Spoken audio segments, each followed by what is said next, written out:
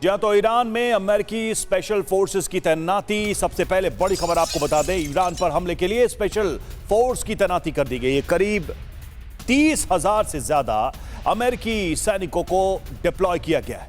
New York times के हवाले से यह खबर सामने आ रही है।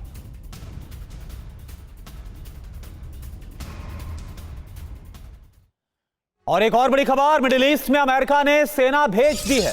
अमेरिकी एयरफोर्स के 20 से ज्यादा ग्लोब मास्टर विमान पहुंचे हैं। ट्रांसपोर्ट एयरक्राफ्ट से सेना का डिप्लॉयमेंट बढ़ा दिया गया है। तो सवाल यह है कि क्या अमेरिका नेवल और हवाई हमले के साथ साथ क्या सेना के जरिए भी जो अमेरिकी सेना है वो क्या जमीन के रास्ते भी हमला करेगी? क्या इसकी तैयारी अमेरिका की तरफ से की गई है?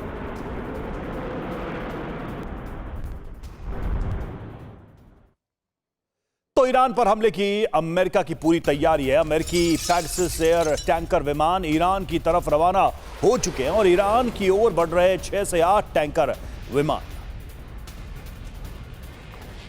तो देखिए, हर तरह की तैयारी, पेगासस एयर टैंकर मूव कर चुका है। ईरान की ओर बढ़ रहे 6 से 8 टैंकर विमान।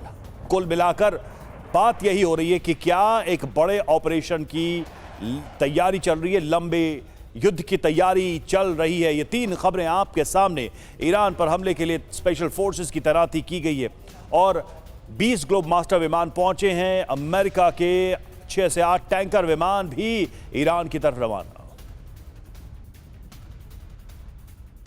और देखिए, एक और बड़ी खबर, ईरान को डोनाल्ड ट्रंप की चेतावनी। ईरान की तरफ बढ़ रहा है अमेरिकी सैन्य बेड़ा। ईरान के हालात बहुत ज्यादा गंभीर है। डोनाल्ड ट्रंप ने यह कहा है, समझौते की समय सीमा तय नहीं। ईरानी प्रशासन ने अमेरिका से बातचीत की है, यह भी डोनाल्ड ट्रंप की तरफ से दावा। तो डोनाल्ड ट्रंप 2 बड़ी बात बोलते नजर आ रहे हैं। जो डेडलाइन दी गई है, जो 3 शर्तें लगाई गई है, फिलहाल उसकी समय सीमा तय नहीं है, लेकिन साथ साथ जो अमेरिकी बेड़ा है वो बहुत तेजी के साथ ईरान की तरफ रुख कर रहा है। और एक और बड़ी बात कही गई है कि ईरानी प्रशासन ने अमेरिका से बातचीत की है, यह डोनाल्ड ट्रंप की तरफ से दावा।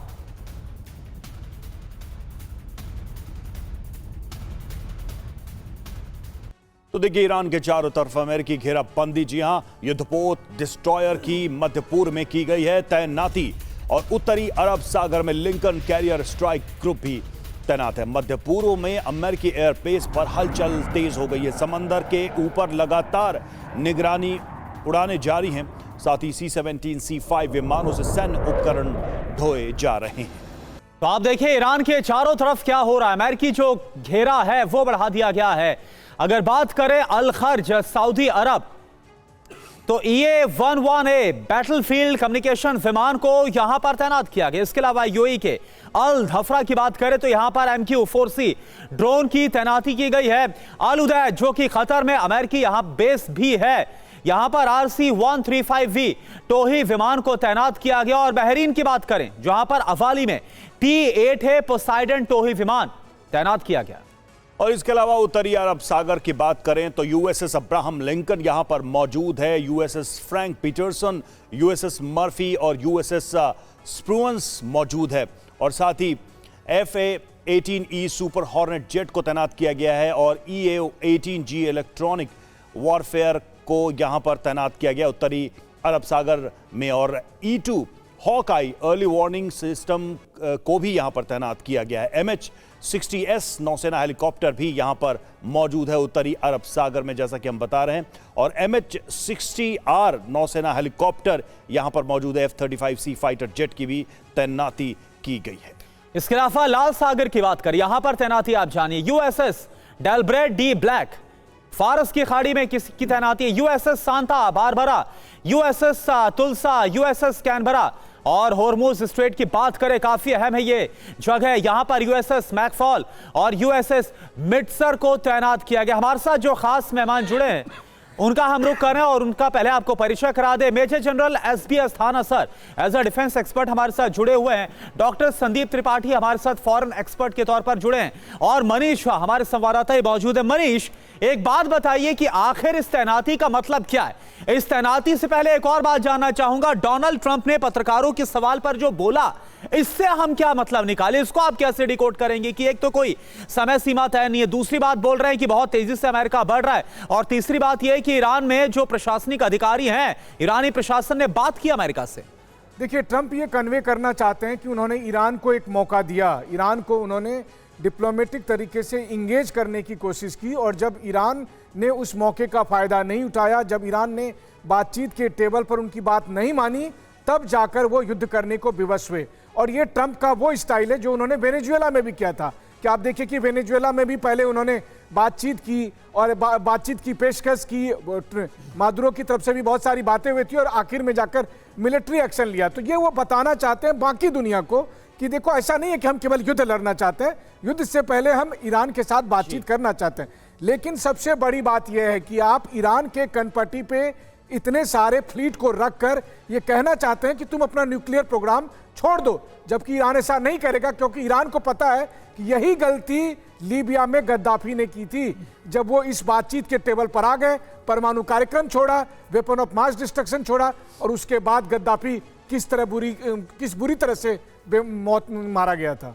बिल्कुल, गद्दाफी की आपने बात की, और हमें ये याद रखना होगा कि गद्दाफी के लिए एक इंटरनल टर्मोइल भी क्रिएट किया गया था, एक आंतरिक विद्रोह भी, और ईरान में भी इस वक्त कम से कम एक हवा तो है ही। क्या ये वो रूप लेगी, ये बड़ा सवाल है, और किसी भी वक्त आप ईरान पर हमला हो सकता है। देखिए, यूएस की तरफ से किसी भी वक्त अटैक किया जा सकता है। हमले से पहले अमेरिका ने सहयोगियों से बात की है, हमले के इरादे और प्लानिंग की जानकारी दी है।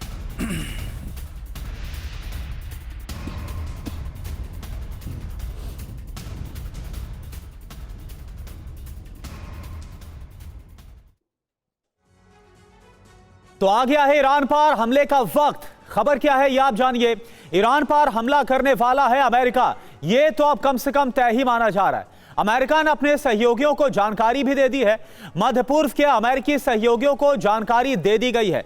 मध्य पूर्व में अमेरिकी बेस सक्रिय किए गए। देखिए, इस खबर को डिकोड करें तो ईरान पर समंदर से होगा हमला, ऐसा लग रहा है। मध्य पूर्व का कोई बेस यहां पर हमले का कमांड सेंटर हो सकता है। ट्रंप प्रशासन ने बातचीत का विकल्प छोड़ा है और अमेरिका के पास अब सिर्फ सैन्य विकल्प है। अस्थाना सर, अब कुल मिलाकर बात यह है कि यह सैन्य विकल्प जो है, इसका रूप क्या होगा? हमने ये सवाल रखा है आज के कार्यक्रम में, क्या वो एक सर्जिकल स्ट्राइक जैसा होगा या एक लॉन्ग टर्म वॉर में अमेरिका जाने की तैयारी कर रहा है? आपका असेसमेंट क्या कहता है? देखिए, अमेरिका के पास में इस समय 3-4 ऑप्शन हैं। सबसे पहली ऑप्शन जो आप लोगों ने अभी तक डिस्क्राइब किया कि जिसे हम फौजी लैंग्वेज में बोलते हैं कि मिलिट्री पोस्चरिंग बुरी तरीके से कर दी है। हर किस्म का युद्ध प्रोत, हर किस्म की जो साजो सामान है लड़ाई का, वो सब अमेरिका वहाँ पर प्लेस कर चुका है और मैसेज ये देने की कोशिश कर रहा है कि भाई आप हमारी बात मान जाइए ताकि लड़ाई की नौबत ना आए। हालांकि तैयारी उनकी पूरी है, ऐसा वो अपना इंडिकेट करना चाहते हैं।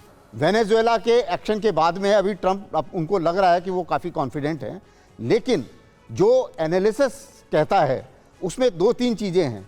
सर्जिकल स्ट्राइक की जो आपने बात की, ये भी हो सकता है, ये एक विकल्प है कि सिर्फ सर्जिकल स्ट्राइक करें और उसके बाद में एक फेस सेविंग के तौर पे ईरान को भी मौका दिया जाए कि आप किसी बेस में, जैसे पहले हुआ था जब उन्होंने ईरान के न्यूक्लियर ठिकानों पर हमला किया था, तो उन्होंने भी एक बेस पर सांकेतिक हमला कर दिया था और उसके बाद बात खत्म हो गई थी। क्योंकि इस समय अमेरिका थोड़ा सा फंस चुका है कि वो बोल भी चुके हैं कि मैंने ये सब करना है और अब पीछे आने के लिए थोड़ी सी उनको दिक्कत हो रही है। लेकिन जो उनका सही मौका था इस किस्म को करने का, ये वो मौका निकल गया। जिस समय मैक्सिमम प्रोटेस्ट चल रहे थे वो ईरान कंट्रोल कर पाया किसी ना किसी तरीके से। उस समय प्रेसिडेंट ट्रंप ने संकेत भी दिया था कि आप इंस्टीट्यूशंस पर कब्जा कर दीजिए और हम आ रहे हैं, aid is on the way. लेकिन उस समय ना इंस्टीट्यूशन के ऊपर कब्जा हुआ और ईरान अपने लोगों को कंट्रोल कर पाया। दूसरी चीज ये है कि इनका अमेरिका का मिस कैलकुलेशन हल्का सा हुआ है। उनको ये लग रहा था कि लोग ख़ुमैनी से नाराज हैं। ये बात सच है कि लोग ख़ुमैनी से इकोनॉमिक कारण से नाराज हैं, लेकिन अमेरिका से नफरत भी उतनी ही भयानक है वहाँ के लोगों में। तो ये एक मिसरीडिंग हुई है। तीसरी चीज जो आपने बताया कि पूरा हमला, अगर वो रिजीम चेंज करना चाहते हैं तो बूट्स ऑन ग्राउंड लैंड करने पड़ेंगे और उसके बिना रिजीम चेंज नहीं होगी और उसकी कॉस्ट काफी हैवी है, क्योंकि ईरान इस समय पहली चीज तो सैन्य ताकत है, दूसरी चीज उसने अपने आप को तैयार किया है, तीसरी चीज सरप्राइज एलिमेंट खत्म हो चुका है। अगर आप याद करें न्यूक्लियर के टाइम में सरप्राइज एलिमेंट बहुत बड़ा था कि वो बोल रहे थे मैं टॉक कर रहा हूं और टॉक करते करते उन्होंने हमला कर दिया। अभी सरप्राइज एलिमेंट खत्म हो गया है, ईरान पूरी तरीके बिल्कुल। और आपने एक बड़ी बात बोली है कि जो वहां की सेना है उसको युद्ध के मैदान में उतारा जाए, यानी बूट्स ऑन ग्राउंड। और अभी हमने जो खबर भी दिखाई कि 20-20 ग्लोब मास्टर से अमेरिकी सैनिक मध्य पूर्व पहुंच रहे हैं, तो क्या इसी की तैयारी है? सर, एक और बड़ी खबर का रुख कर रहे हैं। अमेरिका ईरान तनाव के बीच रूस की भी एंट्री हो गई है। तेहरान से मॉस्को पहुंचा है एक विमान। ईरान के बड़े नेताओं के मॉस्को पहुंचने की अटकलें हैं। मिराज एयरलाइंस का एयरबस विमान पहुंचा है। ईरान के सीनियर सदस्यों के लिए रिजर्व होता है यह विमान। तो ये देखिए, हम आपको जो फ्लाइट ट्रैकर है इसके जरिए भी हम आपको दिखा रहे हैं और बता रहे हैं कैसे ये जो मिराज एयरलाइंस का एयरबस विमान है वो तेहरान से मॉस्को पहुंचा।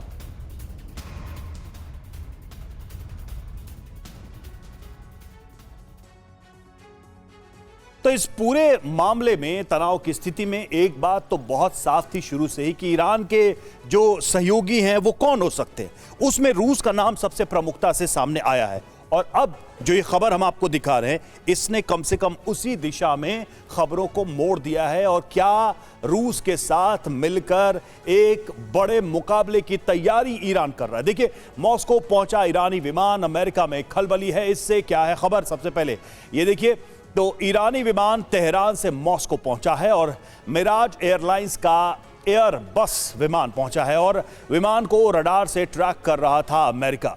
अटकलें क्या हैं? तो विमान में ईरान के बड़े नेता मौजूद हो सकते हैं और विमान में नेताओं के परिवार भी, सीनियर ऑफिसर भी रूस पहुंचे। युद्ध के खौफ से मॉस्को में पनाह ली गई है। तो ये सारी बातें कही जा रही हैं। त्रिपाठी सर, एक बात तो बहुत साफ है कि जो नेचुरल पार्टनर हो सकता है इस क्राइसिस में वो रूस है, सबसे जो बड़ा सहयोगी है। लेकिन क्या वाकई में अगर इन खबरों को देखें तो ये उस ओर इशारा कर रही हैं कि रूस क्या ईरान के नेता के लिए वही बनेगा जो सीरिया के नेता के लिए बना था, या फिर रूस वाकई में युद्ध का पार्टनर बनेगा? देखिए रवि जी, ये बहुत ही दिलचस्प अहम मोड़ है इस समय। देखा जाए कि पूरे दुनिया में जो जियोपॉलिटिक्स का एक ये चेहरा दिख रहा है, मुझे नहीं लगता है कि इस बार पुतिन वो गलती करेंगे जो सीरिया में उन्होंने की थी, जो वेनेजुएला में की थी। जब सीरिया पर बहुत ज़्यादा आक्रामकता से रिटेलिएशन नहीं हुआ तो अमेरिका को ये अहम हो गया था, ये भ्रम हो गया था कि रूस टूट चुका है। जिस प्रकार से अभी एक ज्वाइंट मिलिट्री डील की तैयारी हो रही है स्ट्रेट ऑफ हार्मुज पर, सी ऑफ ओमान में, और चाइना रूस दोनों मिलकर के ईरान के साथ खड़ा होना चाहते हैं, मुझे लगता है कि ये इस बार यदि ट्रंप कोई भी गलती करते हैं, कोई भी युद्ध छोड़ते हैं, तो ये पूरा वियतनाम साबित होगा। आपके इस चैनल से मैं कह रहा हूं, इस बार ईरान पर किसी भी तरीके का अटैक ये वियतनाम साबित होगा। वो इसलिए क्योंकि ईरान बार बार कह रहा है कि वो ऐसा जवाब देगा कि अमेरिका के राष्ट्रपति ट्रंप को पूरी तरह से अपने इतिहास याद आ जाएगा, और उसकी तैयारी भी है। इसके पीछे उसके तर्क भी हैं। इसके पीछे जिस प्रकार से उसने घेरा, आप कल की न्यूज़ देखिए, यूएई की लीडरशिप कहाँ पर है? मॉस्को पर है। ऑलरेडी जो है कतर और सऊदी अरब पहले से बोल दिया कि हमारा एयर स्पेस यूज नहीं होगा। तो आप आखिर लड़ाई कहाँ से करेंगे? ग्राउंड ऑपरेशन आप कर नहीं सकते कि ग्राउंड ऑपरेशन करने के लिए आपके पास वो स्ट्रेटेजिक लोकेशन नहीं है।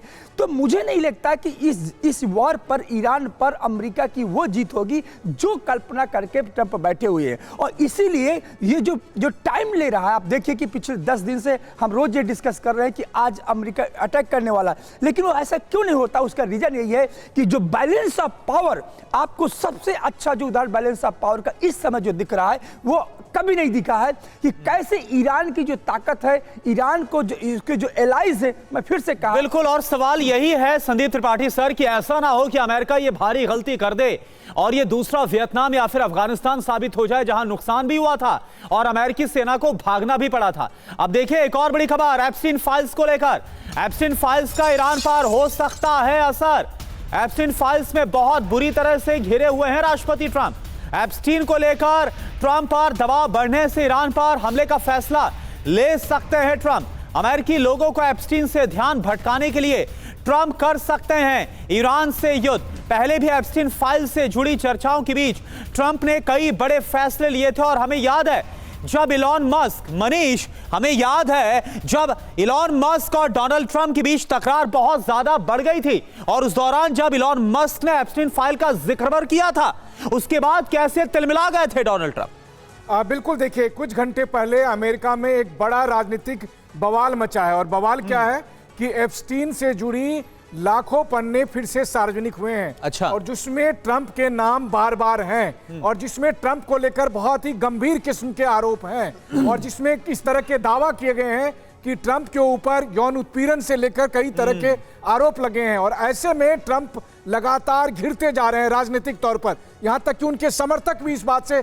नाराज हैं। तो अब होगा क्या? अब इसका असर साफ तौर पर दिखेगा कि जब जब ट्रंप एप्स्टीन फाइल्स को लेकर घिरते हैं तब वो लोगों का ध्यान भटकाने के लिए कोई बड़ा फैसला लेते हैं। और इस बार तो उनके पास मौका मुफीद है कि उन्होंने ईरान के पास अपना नेवी फ्लीट भेज रखा है। ऐसी स्थिति में अमेरिकी रक्षा विश्लेषकों का भी मानना है कि हो सकता है कि ईरान पर हमला जल्दी से हो जाए, बल्कि हम और आप जो उम्मीद करते हैं उससे पहले ही यह फैसला लिया जाए। क्योंकि अगर ट्रंप ज्यादा राजनीतिक तौर पर गिरेंगे तो लोगों का ध्यान वहां से खींचने के लिए, खुद को बचाने के लिए वो एक नया हंगामा खड़ा करने की कोशिश करेंगे और वो हंगामा होगा ईरान पर हमला, ईरान के साथ युद्ध। तो एप्स्टीन फाइल से बचना है तो यानी कुल मिलाकर खुद को बचाने के लिए किसी दूसरे की बलि देने के लिए तैयार है वो। बिल्कुल, आप कह सकते हैं। ठीक है, बिल्कुल। एक और बड़ी खबर रवि। बिल्कुल, और जैसा कि मनीष बता रहे थे, और एक फैक्ट तो ये भी है कि इतने लंबे समय तक इतनी हेवी पोस्चरिंग करना भी एक अपने आप में मुश्किल काम है। और देखिए, अमेरिकी खतरे के बीच ईरान की जंगी तैयारी है। हॉर्मुज स्टेट में ईरान की तीनों सेनाएं ड्रिल करेंगी। रूस और चीन भी वॉर ड्रिल में शामिल होंगे।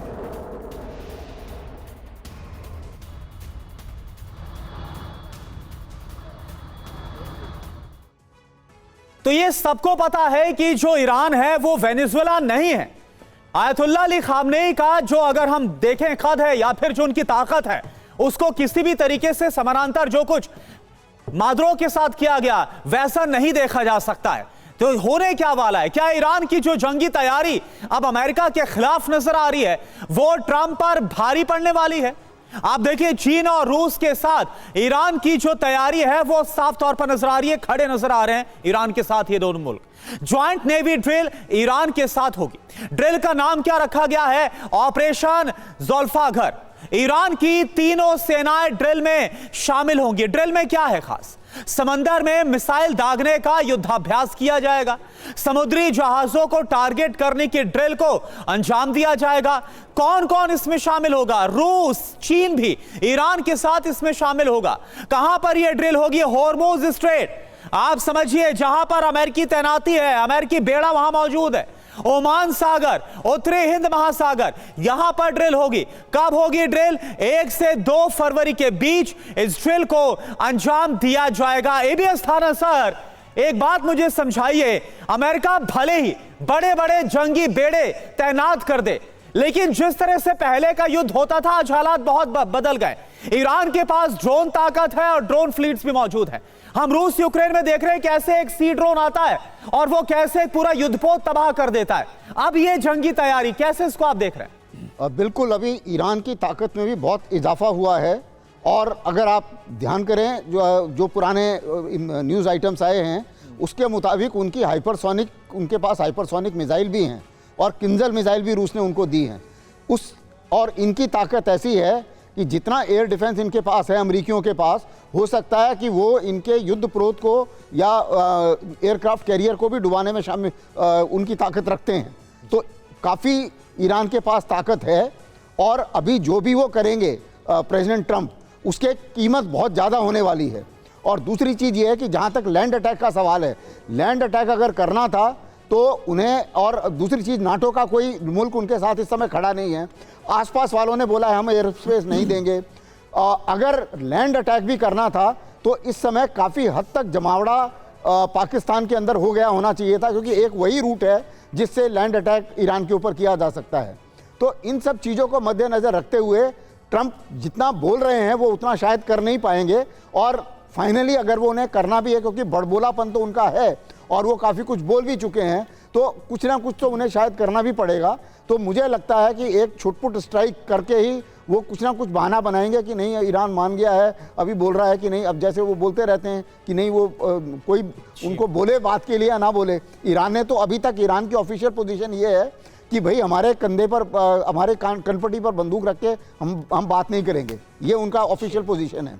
ट्रंप बोल रहे हैं कि नहीं, वो बोल रहे हैं कि हम बात करेंगे, लेकिन उन्होंने तो ऐसा कुछ नहीं कहा है। लेकिन जरा अगर ट्रंप कोई छिटपुट एक्शन करके निकलते हैं तो वो भी अमेरिका की जो सुपर पावर की इमेज है उसको बड़ा झटका लगेगा। और मागा का क्या होगा, जिसमें तो बड़े बड़े मंसूबे पाल के पहले से ही बैठे हुए हैं। और देखिए, ईरान का न्यूक्लियर प्रोग्राम इस बीच जारी है और ईरान फिर बना रहा है विध्वंसक परमाणु हथियार। यूएस हमलों में तबाह हुए परमाणु ठिकानों को फिर से शुरू किया गया।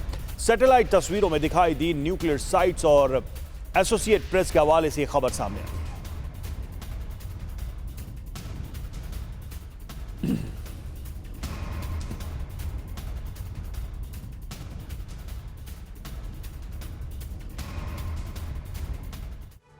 तो आप देखिए एक बार फिर से ईरान परमाणु तैयारी में, यानी कि अमेरिका ने पहली बड़ी शर्त क्या रखी है। अमेरिका ने बोला है कि आपको अपना जो परमाणु कार्यक्रम पूरी तरह से बंद करना होगा। यानी कि अमेरिका चाहता है कि पूरी तरह से जो ईरान है वो अपने परमाणु हथियार की जो जिद है उसको छोड़ दे। लेकिन हो क्या रहा है, हो इसके बिल्कुल उलट रहा है। अब आपको जानकारी दे रहे हैं, परमाणु तैयारी में जुटा हुआ है ईरान। यह खबर आ रही है, इस्फहान नातांज परमाणु ठिकाने की तस्वीरें जारी की गई, जहां पर आपको याद होगा कि अमेरिका की तरफ से जून में हमला भी किया गया था बीते साल। प्लैनेट लैब्स बीबीसी ने इन सैटेलाइट तस्वीरों को जारी किया है। सैटेलाइट तस्वीरों में न्यूक्लियर साइट में निर्माण नजर आ रहा है। जून के हमले में इस्फहान नातांज परमाणु साइट को नुकसान पहुंचा था, यह दावा भी अमेरिका ने किया था और कई सैटेलाइट तस्वीरें भी आई थी। दोनों परमाणु ठिकानों को छिपाने के लिए नई छत को तैयार किया गया। अब अमेरिका दावा क्या कर रहा है, फिर से परमाणु हथियार बना रहा है ईरान। गुपचुप तरीके से परमाणु कार्यक्रम जारी है। यह एसोसिएट प्रेस के हवाले से जो खबर है वो सामने आ रही है। और देखिए, इस बीच ईरानी विदेशी मंत्री अरागची का बयान आया है, कहा कि अमेरिका से परमाणु बातचीत को तैयार है, बातचीत समान स्तर पर होनी चाहिए, हमारा परमाणु प्रोग्राम शांति के लिए है। अरागची ने यह बयान दिया है। तो अमेरिका को ईरान की तरफ से चेतावनी दी गई है। अमेरिका की तरफ से अगर हमला हुआ तो ईरान का जवाब इस बार सीमित नहीं होने वाला है। जैसा पिछली बार हमने देखा था, एक सांकेतिक हमला अल उदैद पर किया गया था। अमेरिकी हमलों को बेहद ही गंभीरता के साथ इस बार लिया जाएगा और खाड़ी में कई अमेरिकी बेस ईरान की जद में, यह भी बता दिया गया अब्बास अरागची की तरफ से। मध्यम दूरी की मिसाइलों से पलटवार संभव है। अमेरिकी एयरक्राफ्ट कैरियर में गंभीर कमियां हैं, इस बात का भी इशारा किया गया है। त्रिपाठी सर, इस धमकी को आप कैसे देख रहे हैं? यानी जो अब तक नहीं हुआ, अगर अमेरिका ने गलती की तो फिर वो होगा जो सोचा नहीं होगा अमेरिका ने। देखिए, यहाँ गलती का सवाल नहीं है, यहाँ पर कमजोरी का सवाल है। ट्रंप ने भांप लिया है कि मेरे से गलती हो गई वेनेजुएला करके, और वो जो वेनेजुएला मॉडल को रिपीट करना चाह रहे थे, तो उनको ये लगा कि अभी आप बता रहे थे कि ईरान कह रहा है कि हमारा जो इनरिच यूरेनियम प्रोग्राम है ये शांति के लिए है। एक्चुअली शांति कहाँ से आती है? शांति ताकत से आती है। तो मुझे लगता है वो ताकत ईरान के पास है और उसके एलाइज बहुत इस समय क्रेडिबल हैं। जैसे कि मैंने कहा कि रूस और चीन वो गलती नहीं कर रहे हैं जो उन्होंने सीरिया में किया, जो वेनेजुएला में किया। उनके काफ़ी इमेज को ये भी लगा कि आखिर रूस क्यों नहीं सामने आया। हमने देखा वेनेजुएला के बाद कैसे उसके शिप को वहाँ पर अमेरिका ने किया। तो मुझे लगता है कि ये जो मैट्रिक्स दिख रहा है आपको, ये सिर्फ ये बात को संकेत है कि अब ट्रंप की जो पोजीशन है वो पोजीशन नहीं है जो जून 2025। यानी बिल्कुल और ईरान ने खुद को और ज्यादा ताकतवर सबक लेते हुए बना लिया है। जहां पर खामियां थी उसको भी एक अच्छा खासा वक्त मिल गया कुछ महीनों का। आप सभी का बहुत बहुत शुक्रिया इस पूरी बातचीत के लिए, इस पूरी जानकारी के लिए।